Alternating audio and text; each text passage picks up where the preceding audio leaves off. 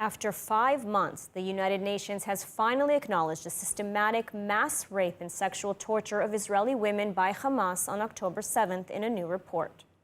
It also raised serious concerns that the sexual violence is ongoing against the hostages still being held by Hamas. Let's take a look at the report.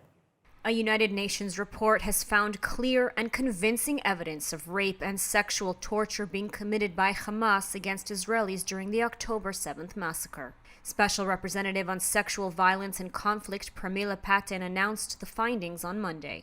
She and her team led a 17-day visit to Israel last month to gather, analyze, and verify allegations of sexual violence.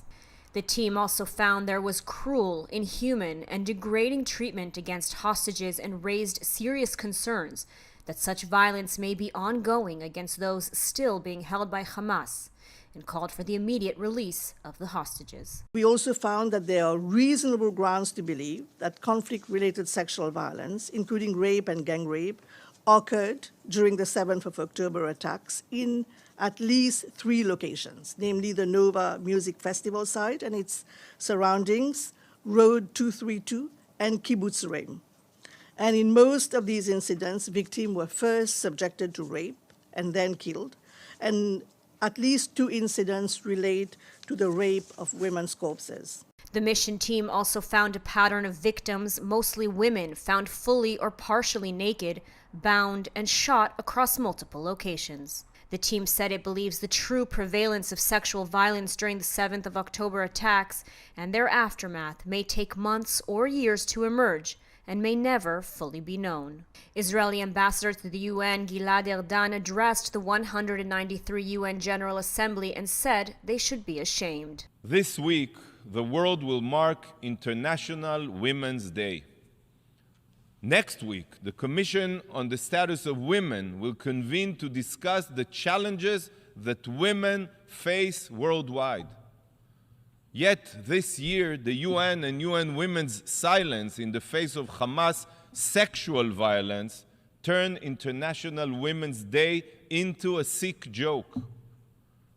This is the peak of the UN's hypocrisy. Yet, as we speak, right now, Israeli women are being raped and abused by Hamas terrorists.